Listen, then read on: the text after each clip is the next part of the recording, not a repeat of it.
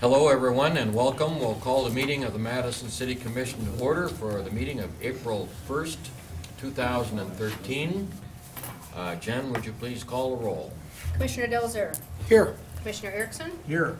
Commissioner Waldner. Here. Commissioner Abraham. Here. Mayor Hickson. Here.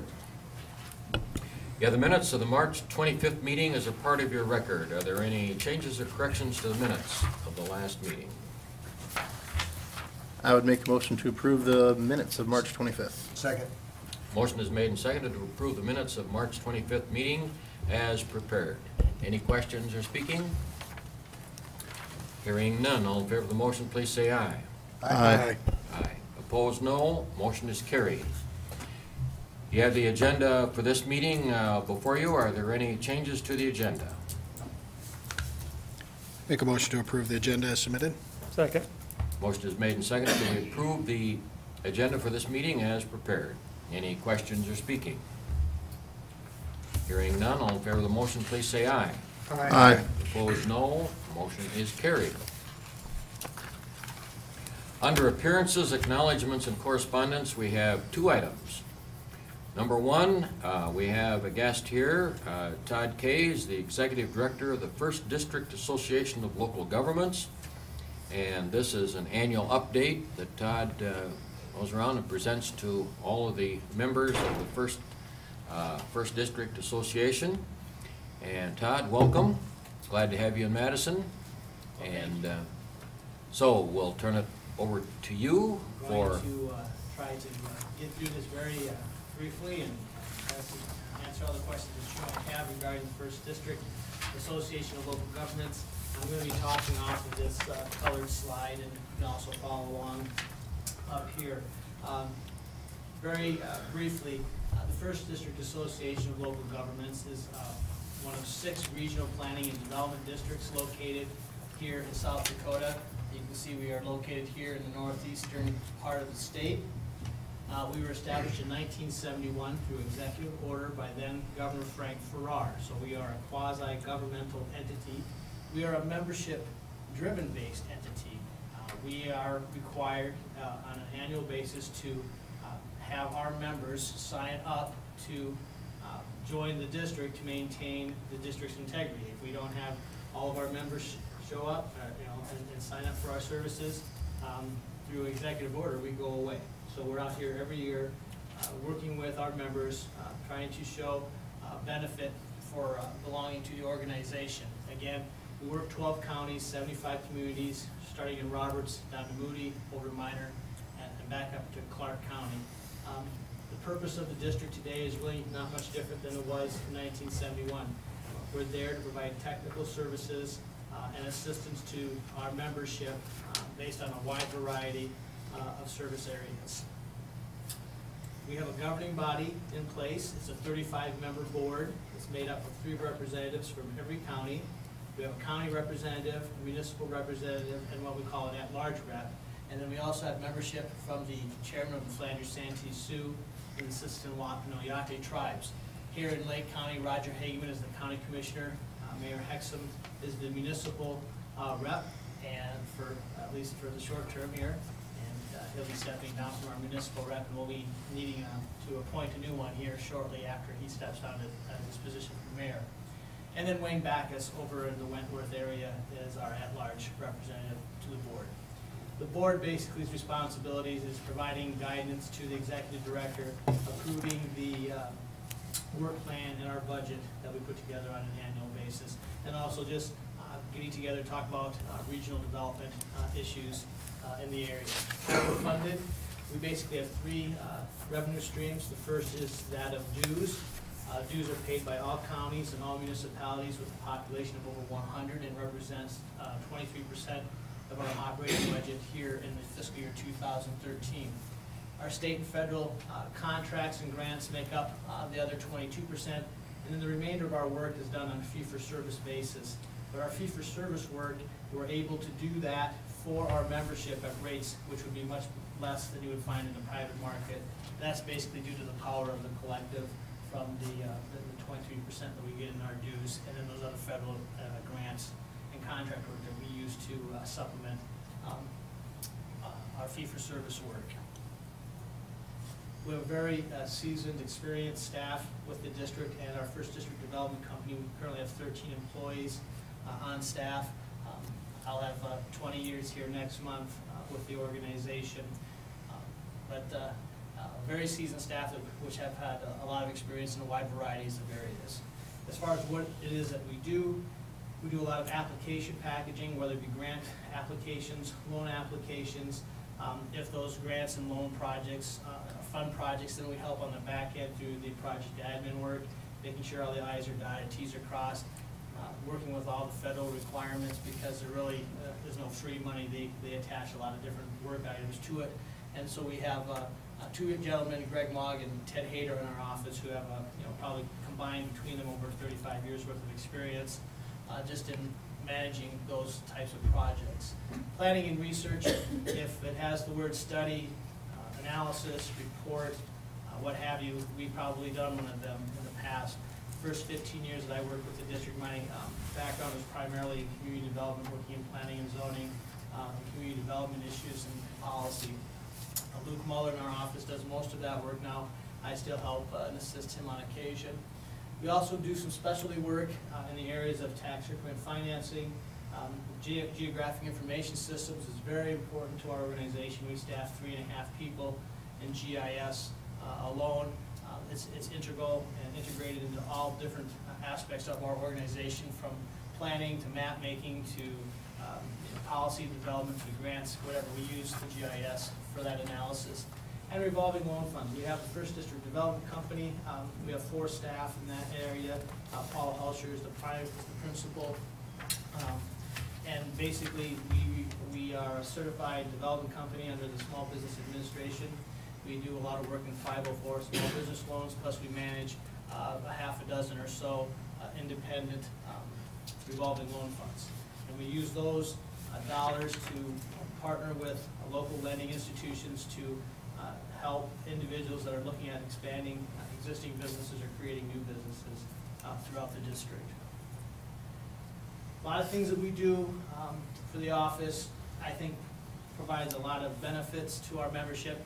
Sometimes it's very hard to quantify benefits on those types of things, so it's always about what kind of money have we assisted in bringing into the district from outside sources.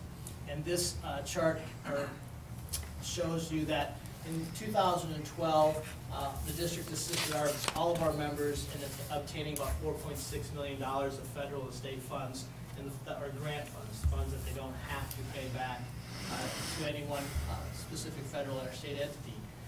So if you compare that to what the dues that were collected in 2012, we show a return on investment about $20.45 for every dollar's worth of dues. We look at the last 5 years since I've been the district director, we've been averaging around $24.41, with the high water mark happening in 2009 and 2010, and that was primarily due to the stimulus that was going on. Fiscal year 2012, we did not see a lot of federal and state grant monies coming into the district, primarily because everybody that was on the fence for projects or had the shovel-ready projects in place, they jumped in 09 and 10, so what we found ourselves doing mostly in 11 was just administrating many of those projects that were going on. If we take a look at what's been going on here in Lake County for the last 5 years, again, pretty much a similar overall return over the last 5 years, about $20 for every dollar's worth of dues have been collected.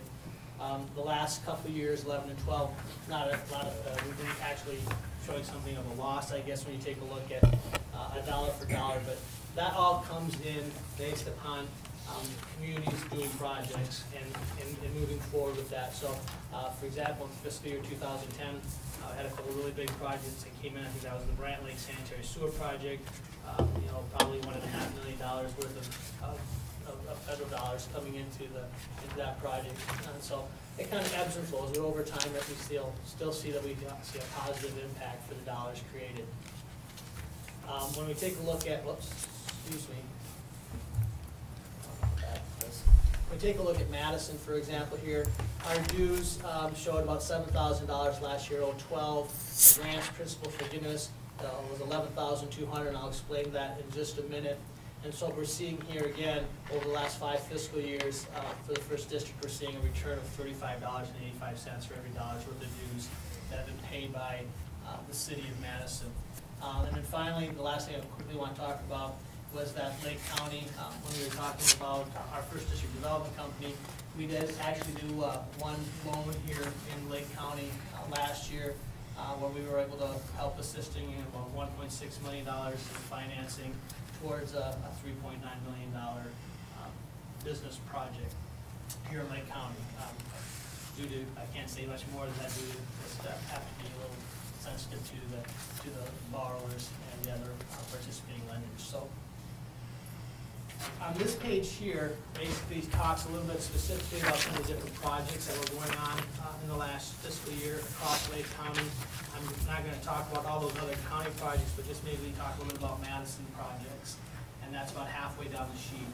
You'll see there that we've been assisting ICAP with the construction of the building. I'm going to turn around over here across the street.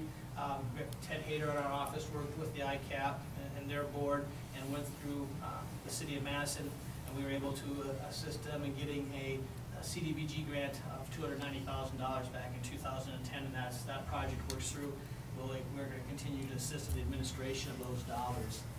Luke Mull in our office has offered several times some Board of Adjustment Planning Commission training. I know he works very much with Chad on various planning and zoning issues.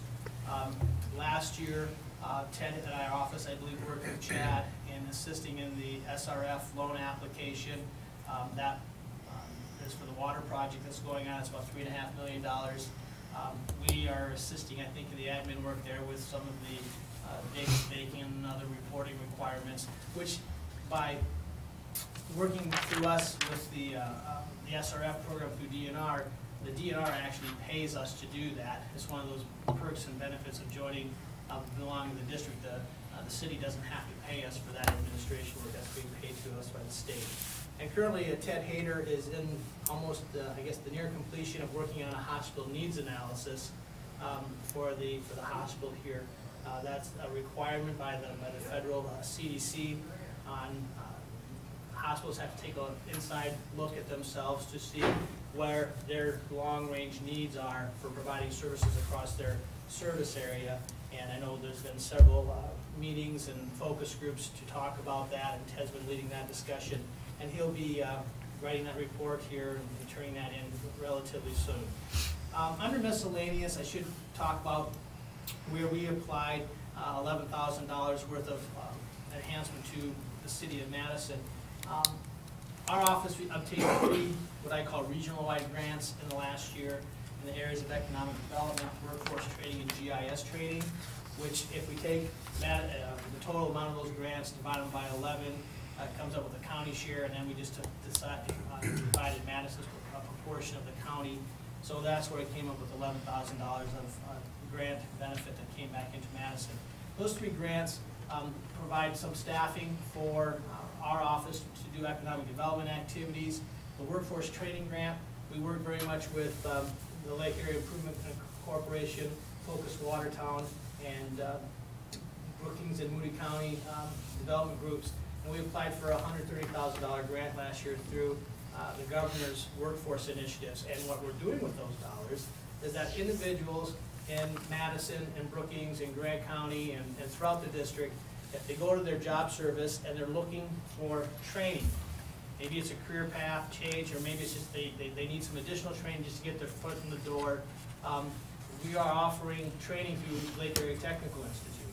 So a person can come in, get a they get their CDL license at no cost. It's about $4,000 worth of training, or if they might need a little bit of an introduction to welding or electronics or machine tool and die. Those are some classes that this grant is paying for. Now, it doesn't make you an expert welder, but it gives you maybe 40 hours of experience so that you can go in and apply for a job at Gale or someplace, and then they'll still, teach you what they need to teach you, but at least you might have a better understanding of what that job might entail. So we've been seeing, I want to say that program will expire here, and we should this summer, and we should have most of those funds expended, but we plan on applying again. So we've seen, I think, somewhere in the neighborhood of 40 to 45 people throughout the region receive some. We still have monies available for training this summer. Then the GIS training, we received a grant from the USDA to provide free GIS tech support and training. We actually had a training session here today in Watertown where we brought some outside trainers in. And that's just to familiarize individuals with GIS and some things that it can do for you. And if you have some practical questions, we're doing that. So that's this year and next year. We still have some funds that we'll be working on that up to our membership. So in a very, very quick overview, I threw a lot of information at you. Hopefully it addresses a little bit of who we are as an organization. I've always appreciated the relationship that we've had with the city of Madison and Lake County over the 20 years that I've been working for the organization, let alone the 41, 42 years that we've been around. And Madison has a wonderful staff to work with. They're very professional, and I think we've had a very, very good relationship working with not only the staff, but with the decision makers as well. On the city council, Gene is currently sits on my executive board, provides great oversight and guidance to me, and we appreciate that relationship. And I'd take any questions if you had any. Oh, just the GIS training, are we able to sit in on any of that, or? The first one, I think you went to one last year, I think, Chad? I can't recall exactly last year, but there was one today, actually. Yeah, today One of our was- folks from my guys, office is there. Okay. I think there was 5 people from Lake County and Madison in our office. Dave was doing Yeah. something. And so, I know Cool. Lake County and Madison is moving forward with their GIS works, and we've had about 20 years worth of experience in GIS. We've been doing it for that long, and so we're a very powerful resource and tool for that. Any other questions? Maybe I just point out too, I know this says 2012 activities, but the hospital needs analysis is going on now, but Right. since that's going on now, I thought I'd mention, they're also working, Ted is working with us on the Safe Routes to Yes. School application ongoing right now too, so. Yeah, and it all comes back to, I mean, really, all you have to do is ask. I don't think we've ever said no to anybody, and even if we didn't know how to do something, we'd either try to figure out how to do it for our members, or we would find somebody that could do it for you at the least amount of cost as possible.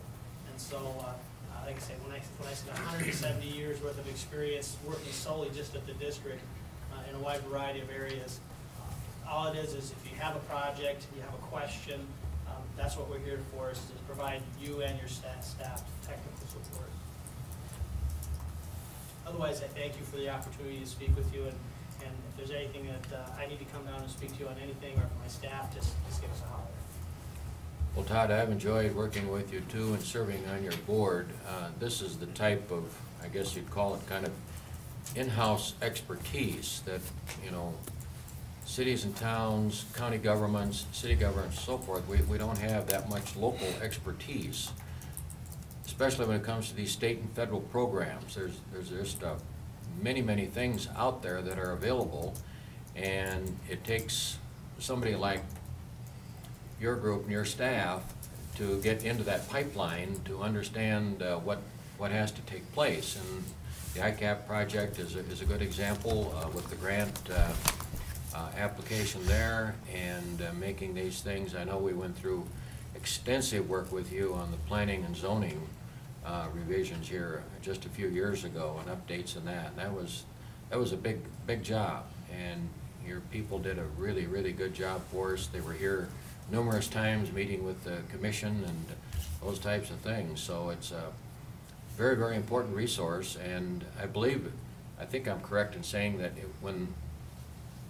if there's a community development block grant involved, the state requires that you handle that process on behalf of cities and towns and county governments throughout the state, because you know the ropes.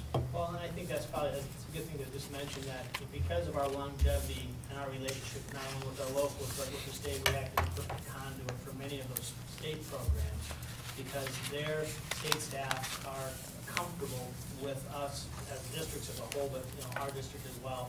They know what they're going to get as far as quality of product, and they know what they get as far as the administration aspect. So even though there's not completely always an exclusive relationship, the state really does encourage those counties and communities that work with engineering firms to say that, you use your engineering firm for that technical aspect there, but if we're talking about how do we manage the program and fund the project, make sure that the districts are involved.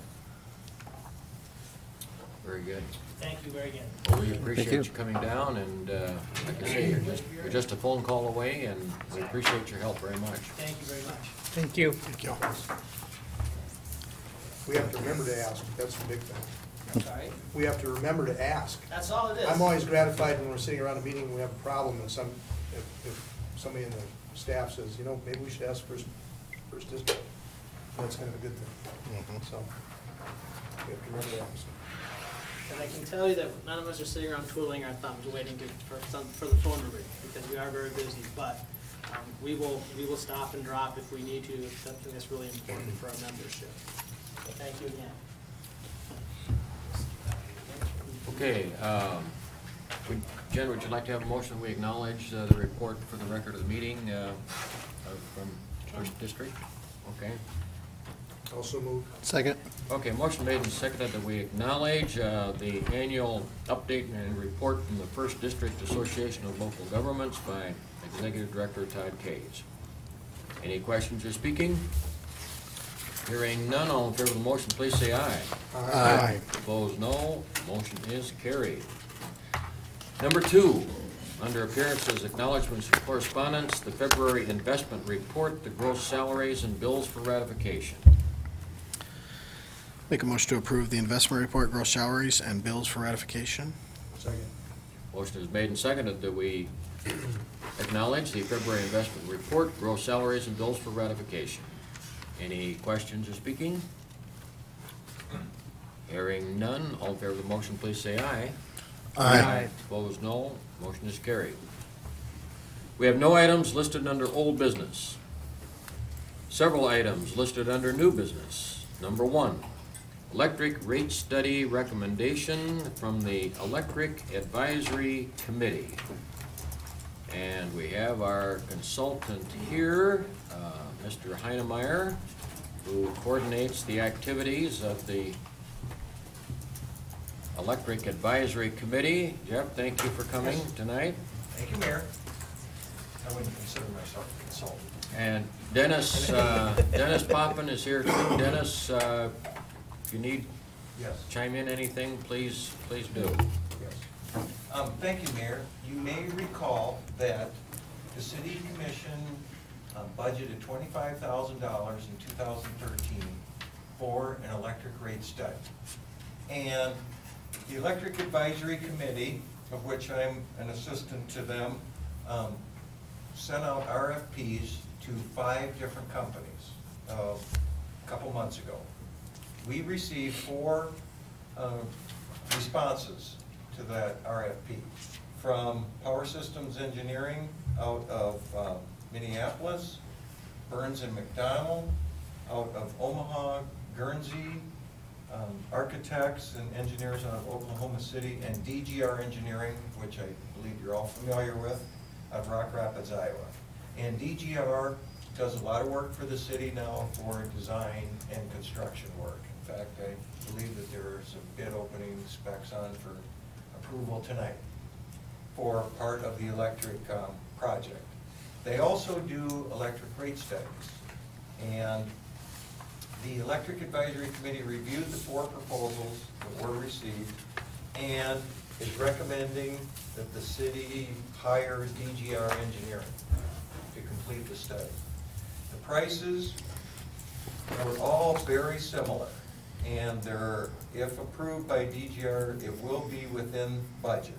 Their proposal was for $22,500. PSC, Power Systems Engineering's proposal is for $25,000. Guernsey is for $23,270, and Burns and McDonnell was $29,600. So they're all very close. And we believe that all of these consultants would do a very good job. And they're all very qualified. For an extra $1,000, DGR is proposing or offering to actually do because The industrial classification of customers in Madison, of which there are about 50 of them, comprise about 40% of all sales for the city. That they would go through every one of those 50 and do a comparison as to what their current rate is, or for a current bill for the last year, and what their recommendations that they're gonna offer, and what that individual customer's bill would be for all 50 customers on a spreadsheet form for an extra $1,000. So we are suggesting that the city spend that extra $1,000 and get that information for those 50 customers. In addition, they would provide all their data that they have to do the study. If they would provide that in electronic form so that the city in future years can plug in different expense numbers or whatnot and kind of adjust the study on an ongoing basis. Also, I've talked to Jen and to Dennis, and any one of these consultants is going to require quite a bit of information, especially from the finance office. Now, the city's annual report will provide them with a lot of information. You may recall that in the city's annual report, there are about 5 pages of very valuable electric information that they'll be able to use. In addition to that, though, through the billing system, they are going to require, and we understand that, and they'll want it in a spreadsheet format, which it can be done. So with that, Dick was at the meeting, and Jean was at the meeting too, and it was the consensus and the vote of the committee that the city hire DGR. They are familiar with the city, especially in the infrastructure program of the city, number of transformers and line and location and age and that kind of thing. So, Jeff, we've been talking about this for several years in connection with the city budget, and every year we've kind of pushed it off one more year due to budget considerations. I think you reported to the committee, when was the last rate study done for the city of Madison? 1992. Okay. And then there was one done in 1985 also. So it's Okay. been over 20 years. Now, what one of the major parts of this study is what they will do. It's called the cost of service study. We have 3 classifications of customers: residential, commercial, which are the small businesses up and down Main Street, and large commercial or industrial, which are the big customers, which are 50 of those. What they determine, call it the fairness of the rates between those 3 classifications. Splitting out the costs is the industrial rate too high, not high enough, is residential too high, not high enough. So it will be just a coincidence if they propose the same change to all 3 classes of customers.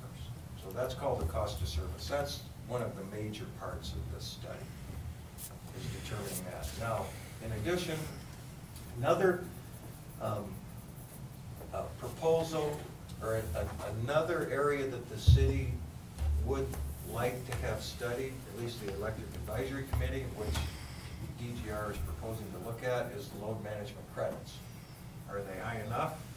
Are they too high? Should they even exist? What is the savings that the city is seeing? What's the cost payback that we're getting on our equipment? Even though I should say, Dennis's department has a pretty good handle on what the savings is, so we'll provide that. But they'll look at the credits that we're giving back and offer some suggestions to the load management program also, as far as the credits. And that would be included in the 23.5, the Yes. load management study? Yes. Okay. They are the only company that called me and asked for verification on what the city is looking for as far as the load management. Because That's a little unusual to be part of an actual rate study. But we asked for that specifically. So Blair Metzger, he will be the one conducting the study. He's a partner at DGR. He did call. We've talked a couple times about the road management portion of it. Yeah, for the benefit of everyone, DG&R stands for DeWild, Grant, and Rickert Engineering Firm of Rock Rapids, Iowa. Rock Rapids, Iowa. I think they have an office in Sioux Falls too. Okay. Also, Mr. Mayor, just a comment for the commissioners.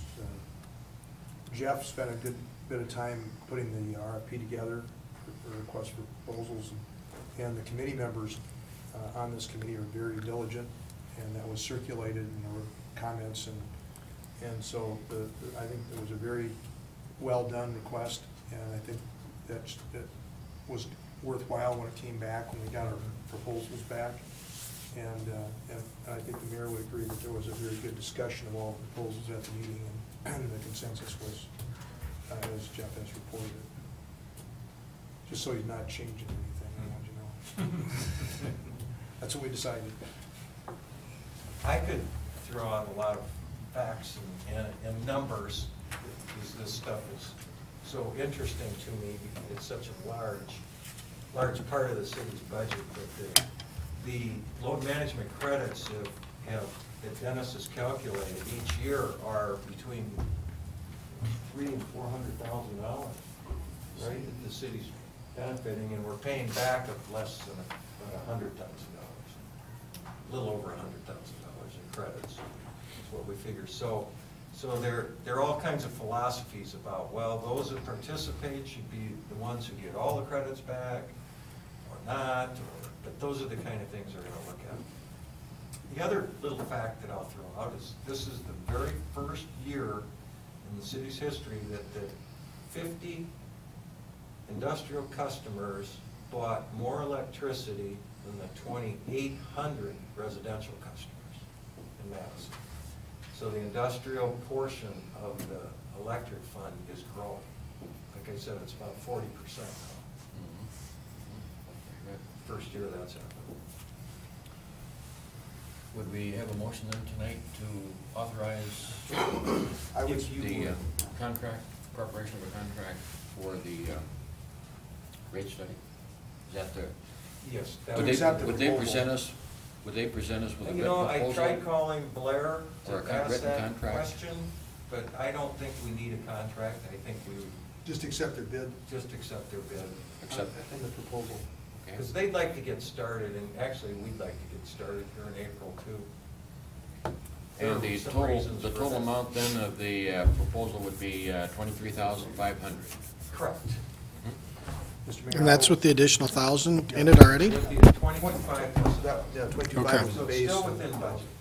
Mr. Mayor, I will move that we accept the recommendation of the Electric Advisory Committee and accept the bid of DGR for a total of $23,500, and that we enter into whatever contract is available or necessary to memorialize that. Second. Okay, the motion is made and seconded that we approve the recommendation of the Electric Advisory Committee to the City Commission regarding the electric rate study. Proposal is submitted by DG&R Engineering in the total amount of $23,500. Any questions or speaking on the motion? Hearing none, all in favor of the motion, please say aye. Aye. Opposed, no. Motion is carried. Thank you, Mayor. Thank you. Thank you. Yeah, thanks. So used to. I just have a quick question. When will this conclude? Oh, okay, the timeline is that the Electric Advisory Committee would like to meet with them prior to final adoption and approval. It will be presented to you on or about September 23rd. And the reasoning behind that was that we will give them revenue, it's called revenue requirements. In other words, the city's budget for next year, this summer, and they'll be able to plug it into their calculations. and with next year's budget numbers, hopefully. And then, so all of that, and then the commission will be done with the budget by that time. So you'll be able to kind of look at what effect this might have on the rates. So we still have time to affect the rates for next year. Yes, you would, and then still adopt a rate resolution and have it in effect by the end of the year. Okay. Right.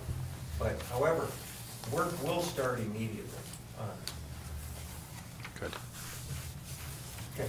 Look forward to it. Thank Okay. you. Thank I you. was gonna say, I was writing down the motion in the minutes, or who made the motion and second. I'm so used to doing that. I don't have to do that anymore.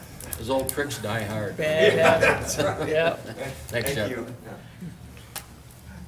Okay, under new business number 2, letter of support regarding the interagency non-structural core project proposal.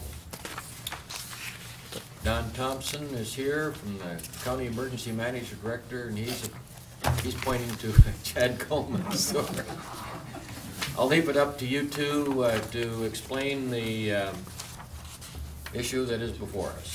Whoever wants to start, Chad. Yeah, I can talk about that. The folks who we were introduced to from the Corps in our discussions about the Silver Jackets program, that would be a sort of an interagency group, including state and federal folks, that provides support to locals, typically in the form of studies, not hard funding of infrastructure or anything like that.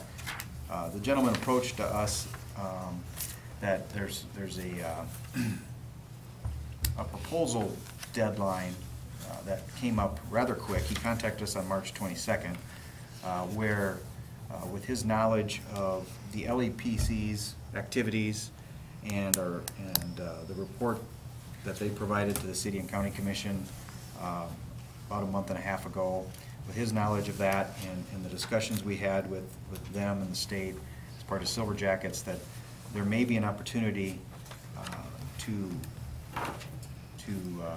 accomplish this assessment program, this proposal that I'm referring to, or the letter of approval, or excuse me, the letter of, what do we call it, letter of support is being requested for this.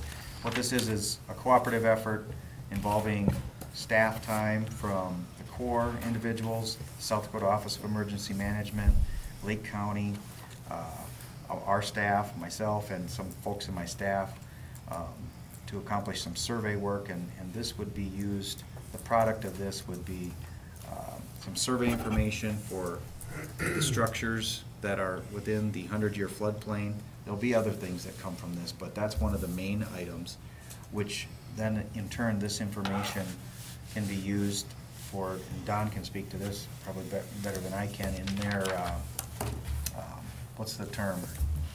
Their mitigation plans, yes, mitigation plans.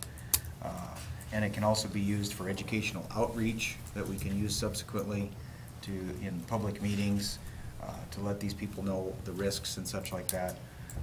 There's no firm financial requests here. It's just in-kind efforts. And the gentleman, these folks are from Omaha. The gentleman happens to be on the one of the, not the Lowell, who has been talking to us, but another person in his office is on the board who reviews these proposals that come in from across the country. He believes that we have a good solid project here, that what's being committed by both the state and the county and the city make it even a more appealing project for this. And he encouraged us to come to you and try to get this letter of support, explain this some to the best of our ability, and we're also, Don and I are also going to go to the county and talk to them tomorrow. Also share with them, they're also requesting a letter of support. And so we think this will be a good product that can be used and started on relatively soon after they meet and make some recommendations. So I kind of mumbled through that. I don't know if that made sense. I did share with you the current version of his proposal. I should say that the gentleman from the Corps had wrote the proposal, basically, and we just coordinated with him on a couple conference calls and gave him some data for some cost estimates associated with our time for this. So, what else did I not cover appropriately, Don? I think Anything? you got pretty much everything there. It's more of a program to where the Corps and all the entities are gonna basically pull together and share their resources to come up with a proposal for what they could possibly do. And then this will go in for competition against all the other applications and stuff in there and stuff. And that's why we're looking for the letter of support type deals, because the more leverage that you have on this, the more you can get everybody else to agree to it. Would this tie in with any proposal for upgrading the Banner study following the '93 flood? Yes. But it's not a substitute for an update or Not upgrade of completely. that study? No. But it would complement the efforts if that decision is made to move forward in that, and that hasn't been done yet. So, but that is one of the recommendations that's at or near the top of your list, too. These are all good pieces of information, or the product of this would provide more good information that could be used by a Banner study update, or we've also had discussions of potential other core participating type studies from a different section of their programs. All of these pieces of data can be used in Don's mitigation plan and such like that. So definitely not a substitute for it, but it's just keeping the ball moving in the right direction, I guess, is one way you can look at it. The more information, the better in trying to make these assessments. And for mitigation, when it comes to mitigation funding, this is actually, I don't know how strong you want to say it, almost a prerequisite in using this information, having this information, so you can prepare a cost-benefit analysis as well. And so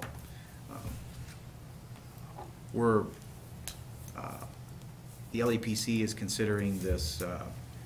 They provided the report to you, but then we've been pondering the next steps. This proposal, Section 22, we presented that information to you. That was attached to the LEPC report. That may be another avenue, which would also further the effort of updating our knowledge, I guess you could say, for lack of a better way to say it, which would also go hand in hand with a Banner update. It may lessen the type of effort that we need Banner to accomplish if we're moving forward with this and potentially and subsequently a Section 22 core effort. So. Questions, comments? All we're providing here is a letter of support for the, is it application, is that the right word? Application process for this proposal? Yes, that would be correct. Okay. I would make a motion to authorize the mayor to sign the letter of support for the interagency non-structural core project proposal. Second. Motion is made and seconded that the mayor be authorized to sign a letter of support for the interagency non-structural core project proposal. Any questions or speaking? Seems like another good piece of the puzzle. Okay. Having these parties involved too, the Corps, FEMA's gonna be involved in this, state OEM, that all helps because anything that is ever done really needs to get heard or went through by those folks anyway. So. Well, I know the mayor made a real strong commitment and a good commitment to the people who were affected by this and to follow through. And I think this is another good sign of following through on a promise that the city's made. I'm not sure that everybody's gonna like the answers when they come out, but I think that, I think that's what we need to do is find out what people are recommending and then go from there. Hey, Chad, is this a relatively new program? This wasn't available 10, 20 years ago, was it? For the Corps? The Silver Jacket program, been around for a few years. Couldn't tell you exactly the number, but South Dakota actually just got into it last year. Oh, okay. So we're kind of on the leading edge or a pilot program, I guess, for the state, so it's kind of a new twist to everybody on trying to get through this thing. Very good. Okay, if there are no other comments, questions, all in favor of the motion, please say aye. Aye. Opposed, no. Motion is carried. The business number 3, bid number 808, set the bid date for the electric distribution improvements for 2013. That notice to bidders is provided for you. Proposing that this be done on April 23rd, 2013 at 1:30 p.m. Here at City Hall. Dennis Poppin, Electric Superintendent, is here. Dennis, do you have any further information or comments? What we'll be doing is we're varying 2 circuits on the power plant, converting overhead to underground, changing voltage from our 41.6 system to 13.8 system. So basically the same type of upgrades we've been doing over the years. Okay.